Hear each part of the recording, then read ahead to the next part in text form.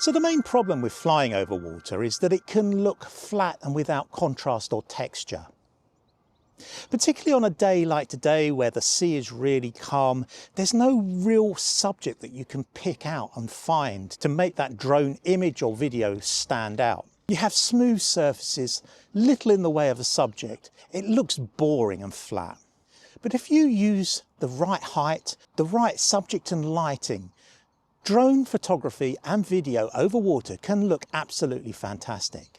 And let's look at some of the things that you can do to get better drone photos over water. And the first thing is using leading lines. Now obviously any photo you take needs composition, and that is doubly so for a drone photo. We tend to put our drones up nice and high and shoot perhaps a distant subject, a ship out on the bay or something like that. And in reality, you need to get down a little bit lower, perhaps use leading lines. When you're flying by water, leading lines are a huge element in any scene. On the coast, you've got the coastline, the beach, leading your eye through to a subject. On rivers, you've got the river banks leading your eye to a subject, perhaps a bridge crossing that river. There are always leading lines where there is water. Now, the higher you go, the less pronounced those leading lines become. So you kind of need to get down lower to mid-level heights and use those leading lines and find a subject and use the coastline or the riverbank to bring your eye through to that particular subject. Now another one, and I've talked about this in my video about learning to fly over water, I'll leave a link in the description for that, is to get down low. We tend to think of drones as these wonderful quadcopters that we can send up really high, really far away and get distant shots, when in reality we should be thinking of them as cameras that we can get into positions that we can't personally go to. You can get down low, you can maneuver that drone into tight little areas, and you can pick out compositions and compositional elements down low in tight positions. Drones are just cameras that we can fly away from us in multiple planes. We need to use those to get the camera exactly where we want it to get that composition. And low and slow is a really good way to do it, particularly if you're shooting video. Low and slow over water is a really, really good way of capturing great motion video. And like other aspects of photography, a foreground interest is always useful. Here on the beach, it might be the waves breaking onto the beach itself with the subject behind on the beach. That might be some rocks, that might be a bar, it might be anything like that, but you can use waves as your foreground interest. On a riverbank, you can use the riverbank itself, perhaps the logs or detritus of the river that's built up along the riverbank, and use that to bring your eye in towards a subject. There is always something in water that we can use in the foreground. If you're near a harbour, you can use boats, perhaps a little rowboat as your foreground. Bring the camera down a little bit lower, use that rowing boat, use that fishing trawler. If you're on a river, perhaps a bridge you can use in the foreground. There are many, many things. Foreground interest in any photograph is important, but in drone photography over water, drone video over water, it's really important. It adds that sense of depth that you really need to make your drone photos pop.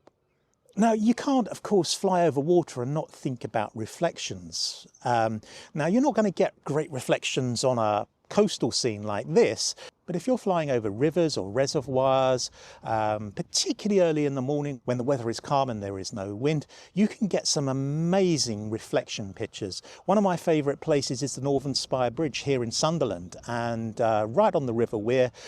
If you get a really calm morning just as the sun's coming up, you can get some fantastic footage of the bridge reflecting in the river, the sun coming up behind it.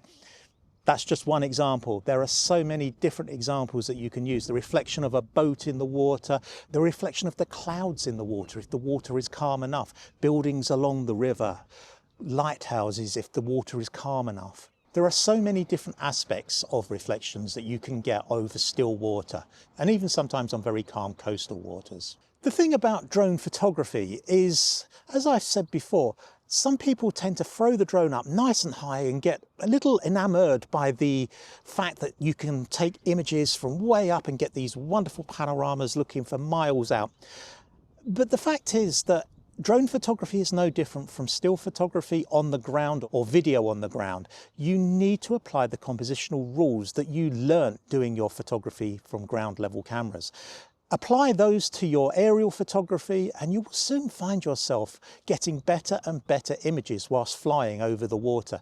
And don't forget video as well, because video looks absolutely fantastic over water. And I know a lot of photographers tend to shy away from video, but your drone is capable of incredible video. You can shoot the type of video that 10-15 years ago would require a helicopter and a film crew, and you can do that from a $400 or $500 drone. So don't forget to shoot video, and if you want that cinematic feel, get yourself some ND filters. That will help you slow your shutter speed down. Learn about the 180-degree rule. This is where your shutter speed is low enough to make sure that the image is slightly blurred as you're shooting that video. That gives you that slightly cinematic feel, and it will really add something to your video, particularly when flying over water. If you're flying over breaking waves and stuff like that, you don't want it to look staccato, particularly in bright light when your shutter speed is very high. Get the shutter speed down to twice your frame rate, fly over those waves, and you'll see them just beautifully breaking with smooth motion. It's a really, really nice look. And it works the same with stills as well. Drones these days are actually really stable. If you've got a relatively windless day, the drone will hold still and you can shoot relatively long exposures with a drone. You might not think it, but you can actually get long exposure images from a drone, and it's well worth attempting to do, particularly over water where you can get that water to look a little bit blurry, a little bit ethereal. And of course, like ground photography, light is so important. Today it's not great. I did a little bit of photography down at Marsden just as the sun was sort of between this low cloud as it came up, but it's not really great light for any type of drone photography today. However, early mornings, early evenings, as the sun's coming up, as the sun's going down, that soft golden light is really the best time to shoot your drone photography. You get less harsh shadows, you get these beautiful yellow colors, and you get some fantastic images and fantastic video when shooting at that time of day. So the light, just as if you're shooting from the ground, is extremely important and something that you really do have to consider when you're doing your drone photography or drone video. And you shouldn't avoid trying to get your skies into the shot. Your drone has a gimbal that can lift up and down. You can come low, get a bit of foreground interest and bring the gimbal up so that you've got a lot of sky. Watch your exposure, use your histograms, but use the sky as well when you're shooting your drone photography. Use that rule of thirds, perhaps a third of water, 2/3 of sky, or a 2/3 of water, 1/3 of sky. Always keep an eye on that sky, because sometimes the sky absolutely makes the image. One of the things we can do with drones is use negative space, and that is to use a whole load of nothing to bring your eye to something. It's really easy to do with drone photography because we have this vast expanse of water that we can use, perhaps bringing your eye to a solitary boat positioned somewhere on one of the thirds. You can shoot this from a medium height, you can shoot it straight top down onto the water over the boat. You can get some fantastic negative space images using a drone, particularly over water.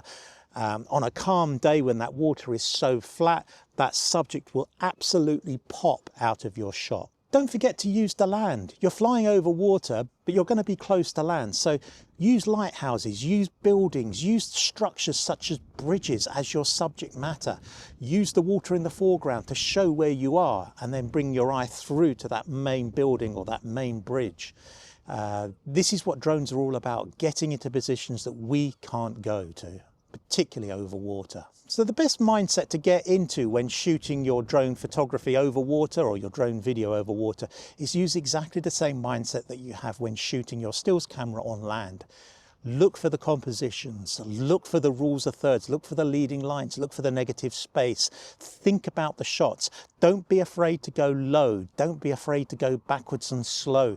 Don't be afraid to get that drone into little positions over water which you could never access with your regular camera. Do you have a particular type of drone shot that you really like when shooting over water? Is there something, perhaps a top-down view or something with a boat in the foreground? Is there something that you gravitate to all the time?